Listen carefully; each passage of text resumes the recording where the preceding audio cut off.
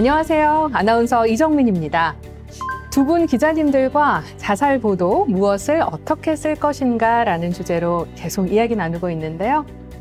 네, 이번에는 기자님들께 실제로 취재를 하면서 겪으셨던 경험담을 좀 여쭤보려고 합니다. 이 취재 과정에서 타사와의 속보 경쟁은 불가피할 것 같다는 생각도 드는데요. 타사와의 경쟁 속에서 자사 단독 보도를 할 것인지, 아니면 속보보다는 취재 윤리 쪽에 더 무게를 두어야겠다라든지 이런 갈등을 겪으셨던 경험이 있는지 궁금한데요. 네, 먼저 김 기자님께 말씀 부탁드릴까요? 저는 주간지 기자이기 때문에 속보 경쟁에서는 비교적 자유롭기는 하지만 생각나는 일이 몇 가지 있습니다. 하나는 수습 기자 시절에 당시 지체 장애인인 동생을 껴안고 중년 남성이 자살한 사건이 있었어요. 당시 선배가 불러서 급하게 현장으로 갔더니 이미 선배는 고인의 집에서 필요한 자료들을 챙겨서 나오던 참이었습니다. 그러고는 경비실에 가서 여기 기자들이 드나드는 것 같으니 단속 좀 더 해야 할 것 같습니다 라고 얘기를 하더라고요. 그때 당시 선배는 이 행동을 두고 디펜스 쳤다라고 얘기를 했죠. 네, 또 다른 기자들이 취재를 위해서 이곳에 들어오지 못하게 경비실에 부탁을 하셨던 거군요. 예, 선배는 그런 의도였던 것 같습니다. 그 이후에 저는 고인의 유가족을 찾아가서 보험회사 사원이라고 이야기하고 자살인지 아닌지 판단하기 위해 고인에 대해서 물어보러 왔다고 말하면서 여러 정보를 얻었었는데요. 그때 선배가 잘했다라고 칭찬을 했던 기억이 납니다. 그때 당시에는 다 그런 식으로 취재를 했었긴 했는데요. 네, 자살보도 권고기준 2.0이 제정되기 전 한참 전의 일이라고 해도 지금 정립된 취재윤리를 고려해보면 꺼림칙한 일이라고 생각을 합니다. 그런데 당시는 자살자의 신원이 그대로 공개되었었거든요. 이야깃거리가 더 중요했고 취재 과정에서 신원을 속이거나 편법을 사용하는 경우도 잦았습니다. 그렇군요. 이제는 언론사마다 취재 윤리를 강조하는 강령이 생겼고요. 또 취재 윤리에 대한 교육도 아주 다양한 경로를 통해서 이루어지고 있고요. 또 사회적 분위기도 예전과는 많이 달라졌잖아요. 예, 맞습니다. 자살 기사는 조금씩 다듬어지고 있고 극단적 선택이라는 잘못된 용어를 고쳐나가자는 인식까지 생기고 있으니까요. 우리가 윤리에 대해서 계속해서 이야기하는 것이 필요한 이유라고 생각합니다. 네, 이 언론 윤리에 대한 공론화와 올바른 방향에 대한 지속적인 논의가 필요한 이유라는 점 저도 공감합니다. 이번에는 이 기자님께 질문 드릴 텐데요. 자살 보도에 있어서 취재 윤리를 준수하는 것이 무엇보다 중요하다는 점에 공감하면서 앞서 이야기 나눈 자살 보도 권고 기준도 제정되는 등 이 언론계에서도 지속적인 노력이 이루어져 왔습니다. 그렇다면 어떤 자살 보도가 가치 있는 보도일지요? 한마디로 정의하시기는 좀 어려우시겠지만 기자님이 생각하시는 가치 있는 자살 보도의 방향에 대해서 말씀 부탁드릴게요. 네, 말씀하신 대로 생명 존중 인식을 높이는 한마디로 자살 예방에 기여하는 보도가 가치 있는 보도라고 생각합니다. 생명 존중 인식과 자살 예방에 기여하는 내용이면 이 사회적 공익성과도 관계가 있는 거 아닐까요? 네, 비슷한데요. 사례를 들어 말씀드리겠습니다. 자살 사건 보도로 모범이 되는 보도 중 하나가 기억하실지 모르겠지만 송파 세모녀 사건인데요. 지난 2014년 2월 26일 반지하에 살던 세모녀가 마지막 월세와 죄송하다라는 내용의 유서를 남기고 세상을 떠난 사건입니다. 주인 아주머니께 죄송합니다. 마지막 집세와 공과금입니다. 정말 죄송합니다라고 적힌 봉투에 집세 및 공과금 70만 원이 담겨 있었죠. 당시 언론은 해당 문구가 적힌 봉투를 보도했습니다. 네, 기자님 말씀을 듣고 나니 그 기사 속에 있던 사진이 기억이 납니다. 당시에 그 기사가 무척 충격적이었었거든요. 이 자살을 선택하게 된 경위가 너무나 서글펐던 기억이 납니다. 맞습니다. 보도를 통해 보고 느끼셨겠지만 이것은 단순히 사적 영역 또는 사생활로 볼 수 없는 영역입니다. 우리 사회의 복지 사각지대를 드러내는 것이기 때문입니다.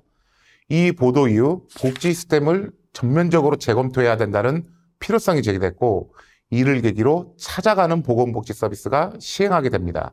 이 사건 이전까지는 복지 지원 신청을 받아야만 검토 후 지원을 해줬다면 찾아가는 보건복지 서비스는 지역사회에서 직접 복지 취약계층을 찾아가서 발굴하고 지원하는 제도입니다. 요컨대 송파 세모녀 사건 보도는 복지제도 개선에 역할을 해 비슷한 어려움을 겪는 분들의 자살을 예방했다고 볼 수 있습니다. 네, 세상에 어떤 일이 벌어지고 있는지, 무슨 현상이 주로 일어나는지 사람들이 인식하는 데는 언론 보도가 매우 큰 영향을 끼친다고 생각을 하는데요. 송파 세모녀 사건도 만약 단순 자살로 인식하고 언론에서 제대로 보도하지 않았다면 아마 그 사건은 사람들의 기억 속에 오래 기억되지도 못했을 것이고 다의 취약계층에게 필요한 직접적인 지원책 마련도 이루어지지 못했을 거라고 생각합니다. 네. 정말 두 분 기자님 말씀대로 저를 포함한 보통의 시민들은 이 언론 보도를 통해서 세상을 인식하게 되기 때문에 취재하고 기사를 작성하시는 과정에서 더 무거운 책임감을 느끼시지 않을까, 또 사명의식을 갖게 되실 것 같습니다. 기사를 통해서 몰랐던 사실을 알게 되고요. 이것이 때로는 사회의 순기능이나 역기능을 가져오게 되기도 하잖아요. 네, 앞서 이 기자님께서 말씀하신 사례가 자살 보도를 통해 사회에 긍정적인 변화를 가져온 경우일 텐데요. 최근에는 어느 한 환경에서 국지적으로 일어난 현상을 기자들이 보도하고 그 현상이 광범위하게 일어난 현상이 되는 경우도 종종 있더라고요.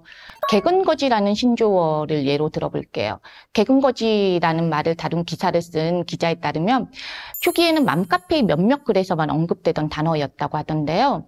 그러던 것이 여러 기사를 통해서 확산되면서 그런 현상이 있다더라라는 상황이 되었고 이 현상이 교육계와 사회적으로 문제의식을 불러일으키게 된 결과를 가져오기도 했죠. 네, 참 신조어라고 하지만 너무나 씁쓸하다는 생각을 지울 수가 없습니다. 언론 보도를 통해 보도되지 않았다면 교실 내 혐오와 차별, 그리고 또 우리 사회 전체에 자리 잡은 어떤 경쟁 문화에 대한 개선의 필요성이 좀 늦게 발견되지 않았을까 싶기도 한데요. 이 기자님, 이와 유사하게요. 자살 보도를 통해서 숨겨져 있던 문제들이 공론화되면서 사회 구조적인 문제 개선을 촉구하게 된 다른 보도 사례가 있을까요? 네, 혹시 기억하실지 모르겠지만 2020년도에 일어났던 사건인데요. 철인 3종 경기 선수였던 최숙현 선수 사망 사건이 있겠습니다. 최 선수는 2020년 6월 숨진 채 발견되었는데요.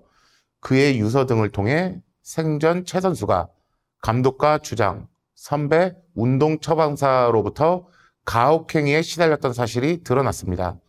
네, 이 이름을 들으니 좀 기억이 나는 듯 싶은데요. 그 사건도 유서가 공개됐던 사건이죠?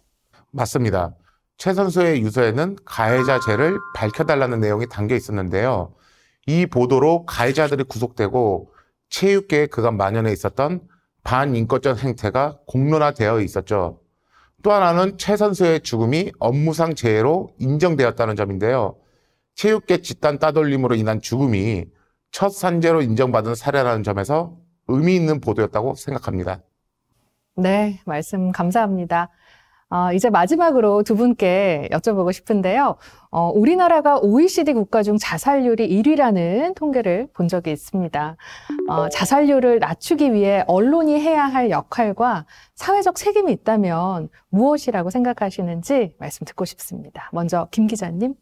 네, 앞서 말씀드린 자살 보도 기사 사례에서 빚 때문에 자살한 사람에 대한 단신 보도가 있었습니다. 이런 기사들이 늘어나면 늘어날수록 시민들은 이를 만연한 현상으로 여기게 되고 자신이 극단적인 상황에 처했을 때 선택지 하나로 자살을 떠올리게 된다고 앞에서 말씀드린 바가 있는데요. 그렇다면 언론은 아예 자살 보도를 하지 말아야 할까요? 그건 아니라고 생각합니다. 자살 보도를 올바르게 하는데 필요한 장치 중 하나가 바로 자살 보도 권고 기준이라고 생각하고요. 그리고 이 권고 기준도 사실 확정된 지침은 아닙니다. 언론도 계속해서 바른 방향으로 답을 찾아 나가는 과정이라고 생각하고 그렇기 때문에 계속 발전되고 추정해 나가는 윤리적 합의가 필요하다고 생각합니다. 그리고 이것이 자살률을 낮추기 위해 언론이 지속하고 있는 책임 있는 역할 중 하나라고 생각합니다. 네. 이 보도에 답은 없지만 답을 찾아가는 과정이다. 그리고 답을 찾기 위해서 자살보도 권고기준 개정 등 언론계 스스로 자기 반성을 통해서 발전해 나가고 있다는 말씀 해주셨습니다.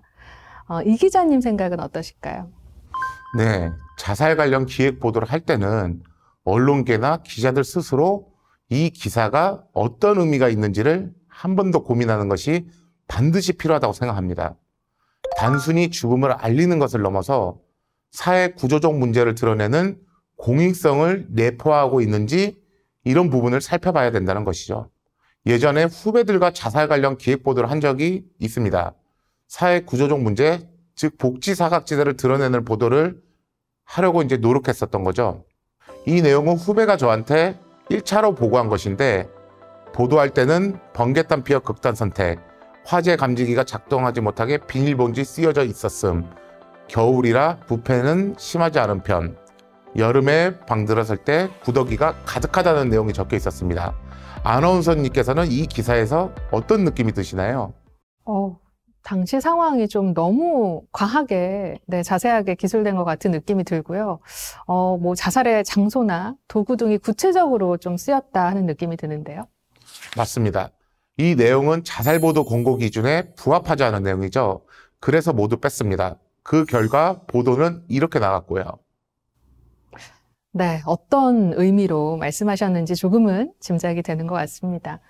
네, 어떤 자살 보도가 사회에 도움이 되고 조금이나마 자살률을 줄이는데 언론계가 어떻게 일조할 수 있는지를 질문하신다면, 단순히 개인의 문제가 아닌 복지 사각지대를 비롯한 사회의 시스템을 고발하는 보도라는 것이 필요하다고 말씀드리고 싶습니다. 써야 할 것과 쓰지 말아야 할 것 사이에서 그 자살 보도가 우리 사회 내에 개선이 필요한 구조를 드러내는지 최우선적으로 고려해야 된다는 의미입니다. 네, 이 기자님 말씀에 저도 공감하는데요. 사회 구조와 분위기를 개선하는 것은 생각보다 그리 어렵지 않을 수 있습니다. 예를 들어서 동반 자살과 사례 후 자살은 다르다는 것을 모를 때는 사례 후 자살을 동반 자살이라고 쓰기도 했습니다.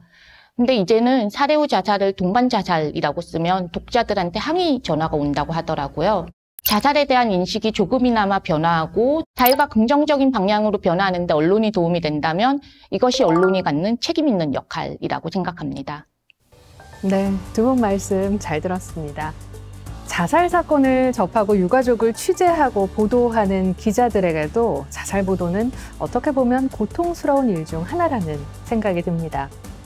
그렇기 때문에 무엇을 어떻게 쓸 것인가에 대한 문제는 보도를 담당하는 기자들 자신을 스스로 보호하고 돕기 위해서라도 굉장히 중요한 문제인 것 같습니다.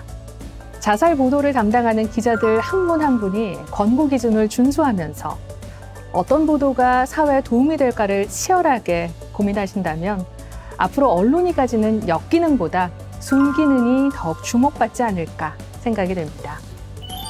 자살 보도의 방식을 바꾸기 위한 언론계의 노력, 저도 지켜보며 응원하겠습니다. 오늘 두 분 말씀 감사합니다. 네, 저희는 여기서 인사드리겠습니다. 함께해 주신 여러분 고맙습니다.